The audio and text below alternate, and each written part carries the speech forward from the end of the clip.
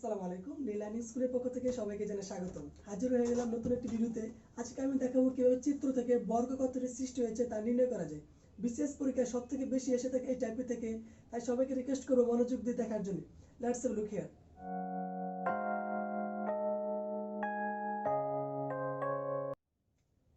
Type 5 বলা হয়েছে নিচের চিত্রের মধ্যে কয়টি বর্গ সৃষ্টি হয়েছে। এই টাইপের সমস্যাগুলো সমাধান করার জন্য আমরা প্রথমে দেখে নিব কলাম এবং রো সমান আছে কিনা। কলাম কাকে বলে? আমরা জানি উলম্ব বরাবর থাকে কি কলাম, উপর থেকে নিচে থাকে কি কলাম, আর বাম থেকে ডানে থাকে কি সারি। উপর থেকে নিচে থাকে এই বরাবর থাকে হচ্ছে কি কলাম, আর এই বরাবর থাকে কি সারি বা রো। এখন দেখবো দুই দিকে সমান আছে কিনা। দেখতে পাচ্ছি কলামের সংখ্যা কয়টি? 1 2 এবং রো এর সংখ্যা কয়টি? 1 2। যদি কলাম এবং রো এর সংখ্যা সমান থাকে তাহলে জাস্ট আমি কি করব? নাম্বারিং করে নেব 1 2। দেখতে পাচ্ছি কলাম কয়টি? দুইটি, রো কয়টি? দুইটি। তারপর আমার কাজ হচ্ছে প্রত্যেককে জাস্ট বর্গ করে দেওয়া, মানে হচ্ছে 1 স্কয়ার 2 স্কয়ার। তাহলে 1 স্কয়ার প্লাস 2 স্কয়ার সমান সমান কি 1 প্লাস 4 সমান সমান 5। অতএব এখানে কয়টি বর্গ আছে? 5টি বর্গ আছে। প্রশ্নে দেখতে পাচ্ছি 30তম বিসিএস এবং 38তম বিসিএস পরীক্ষায় এই টাইপ থেকে এসেছিল, তাই সবাই মনোযোগ দিয়ে দেখবেন। চলুন বোঝার জন্য আরো একটু প্র্যাকটিস করি। চলুন দেখে নিই প্রথমে কলাম এবং রো সমান আছে কিনা। কলাম দেখতে পাচ্ছি 1 2 3, মানে 3টি কলাম আছে, এবং 1 2 3 3টি রো আছে। তাই আমার কাজ কি নাম্বারিং করে নাও 1 2 3। তারপর আমি কি করব? স্কয়ার করে নিব। তাহলে কি আসতেছে? সবগুলো যোগ করে দেব 1 square plus 2 square plus 3 square. তাহলে কি আসতেছে? 1 প্লাস 2 স্কয়ার মানে কি 4, 3 স্কয়ার মানে কি 9। অতএব কত আসতেছে? 9 আর 4 13, 13 আর 14। অতএব কতটি বর্গ আছে? 14টি বর্গ আছে। আমি সবার সুবিধার্থে আবার রিপিট করছি। প্রথমে দেখে নিব কলাম এবং রো সমান আছে কিনা। কলাম কাকে বলে? উপর থেকে নিচে আসতেছে কলাম এবং বাম থেকে ডানে যাচ্ছে রো বা সারি। তাহলে কলাম কয়টি আছে? 1 2 3, 3টি কলাম আছে। কয়টি কলাম আছে? 1 2 3। সারি কয়টি আছে? 1 2 3। কলাম এবং সারির সঙ্গে কি সমান, তাই আমি কি করব? ওদেরকে নাম্বারিং করে নিব 1 2 3, এদেরকে স্কয়ার করে এদেরকে যোগ করে নিব। তাহলে 1 স্কয়ার 2 স্কয়ার 3 স্কয়ার আসতেছে 14। চলুন আমরা আরো একটু প্র্যাকটিস করি।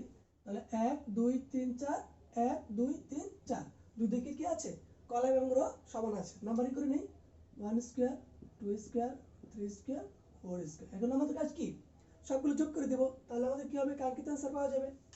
তো 1 square plus 2 square plus 3 square plus 4 square. তাহলে কত আসছে? 1 প্লাস 2 স্কয়ার মানে কত? 4, 3 স্কয়ার মানে কত? 9, 4 স্কয়ার মানে কত? 16। তাহলে আমাদের সবগুলো যোগ করলে কত আসতেছে? 4 আর 1 5, 5 আর 9 14, 14 আর 16 কত? 30। অতএব আমরা বলতে পারি কি 30টি বর্গ আছে। বন্ধুরা, আমরা অতি সহজেই এই টেকনিকের সাহায্যে বর্গ নির্ণয় করতে পারবো।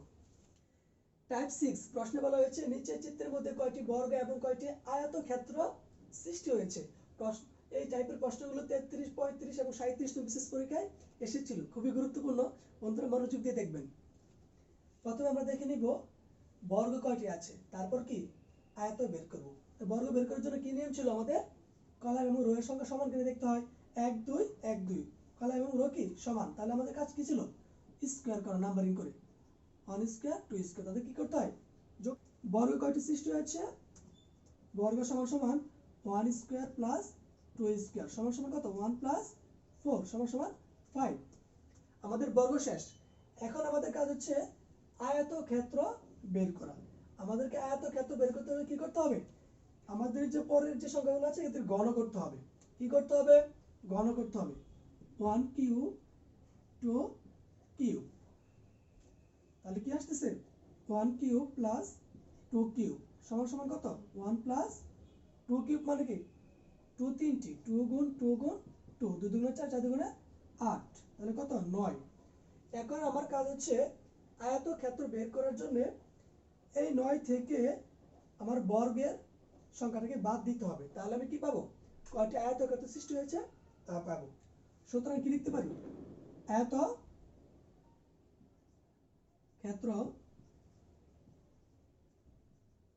সমান সমান 9 - 5 4। অতএব বলতে পারি যে আমার 4টি আয়তক্ষেত্র সৃষ্টি হয়েছে। বন্ধুরা, আপনাদের সুবিধার্থে আমি আবার রিপিট করছি।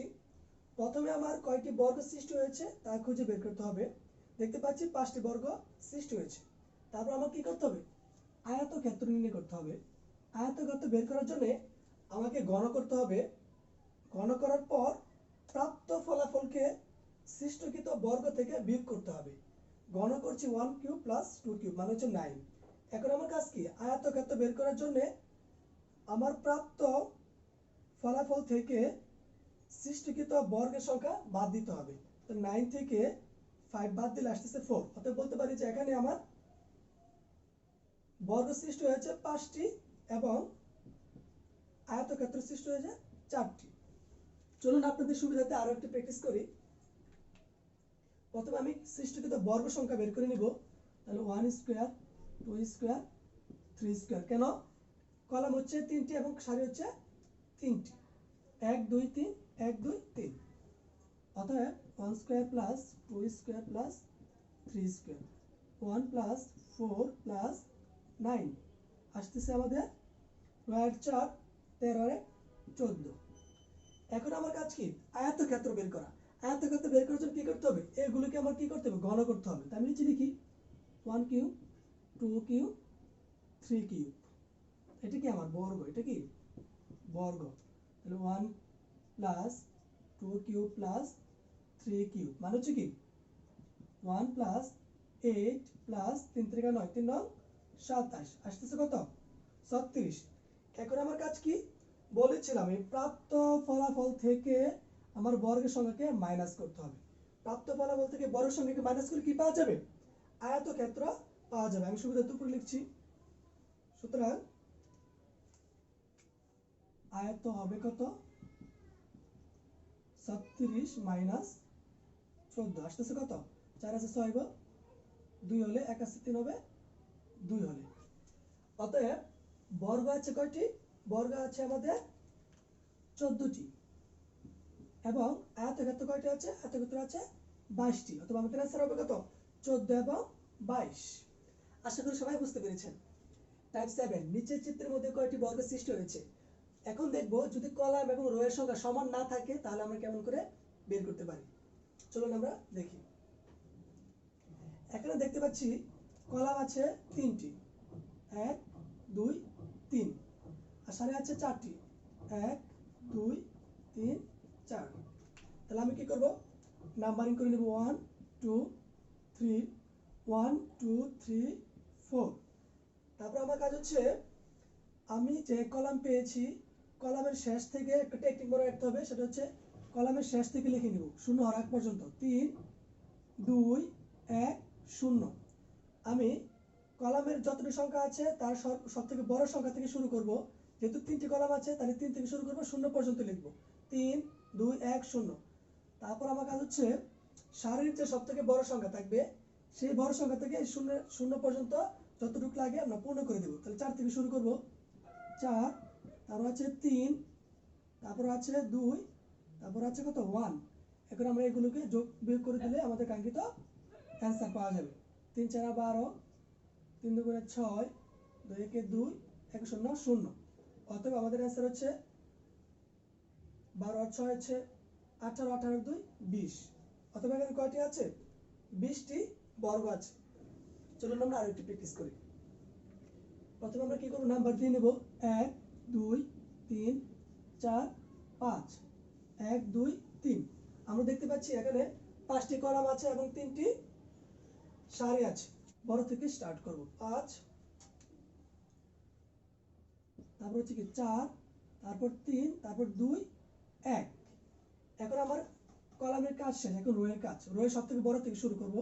এখানে 0 হবে 3 2, তারপর আসছে কত 1 0। 0 চলে আসলে আমার আর নিচে লিখতে হবে না।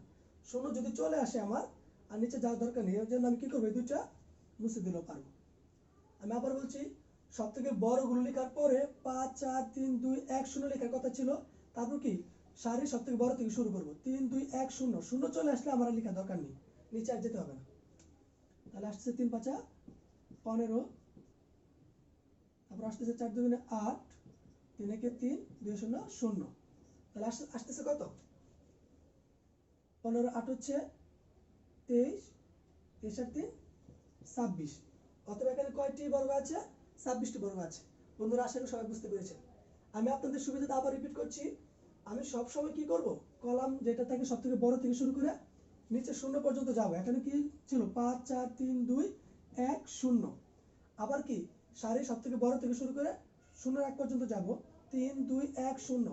এখানে 0 হয়ে গেলে আর নিচে গেলে যে কথা, না গেলে একই কথা সবসময়। এজন্য আমরা কি করব, নিচে আর যাব না, 0 পর্যন্ত গিয়ে থেমে যাব। তারপর যোগ বিয়োগ করলে আমাদের কাঙ্ক্ষিত অ্যান্সার পাওয়া যাবে। অথবা আমরা বলতে পারি যে এখানে 26টি বর্গ আছে। আশা করি সবাই বুঝতে পেরেছেন। টাইপ 8 এই টাইপের অঙ্কগুলো সলভ করার জন্য আমরা একটা টেকনিক মনে রাখবো। জাস্ট দেখতে পাচ্ছি যে একটা বর্গের ভিতরে অনেকগুলো এলোমেলো রেখা রয়েছে। এই ক্ষেত্রে আমরা জাস্ট নাম্বারিং করে নিব 1 2 1 2। এর পাশে দেখতে পাচ্ছি যে দুইটি আছে, এর পাশে দেখতে পাচ্ছি দুইটি আছে। 1 2 1 2। কলাম এবং রো কি সমান। এখন আমার কাজ হচ্ছে সবগুলো যোগ করে দেব। 2 প্লাস 2 প্লাস 1 সমান সমান কত? 2 2 4 1 5। ভিতরে আছে কয়টি? 5টি বর্গ এবং উপরে একটা আছে। এই যে একটা বর্গ আছে। তাহলে মোট কয়টি বর্গ আছে এখানে? 6টি। আমি আবার আপনাদের সুবিধা রিপিট করছি। জাস্ট প্রথমে আমরা নাম্বারিং করে নিব 1 2 1 2। তারপর আমার কাজ হচ্ছে কি সবগুলো যোগ করে দাও। সবগুলো যোগ করে দিলে দেখতে পাচ্ছি 5টি আছে আর বাইরে একটি আছে। এই মোট হচ্ছে 6টি। চলুন আমরা বোঝার জন্য আরেকটি প্র্যাকটিস করি। প্রথমে আমরা নাম্বারিং করে নিব 1 2 1 2 1 2 1 2 1 2 1 2। সবগুলো নাম্বারিং করে নিয়েছি। এখন আমার কাজ কি সবগুলো যোগ করে দাও। 2 4 6 8 10 12 13 14 15। দেখতে পাচ্ছি এখানে কয়টি আছে? 15টি বর্গ আছে। তারপর আমি দেখব বাইরে কয়টি আছে। বাইরে দেখতে পাচ্ছি আছে 1 2 3। মোট আছে কয়টি? 3টি। তাই আমি একে 3টি অ্যাড করে দেব। মোট হচ্ছে কত? 18। অতএব বলতে পারি যে এখানে 18টি বর্গ আছে।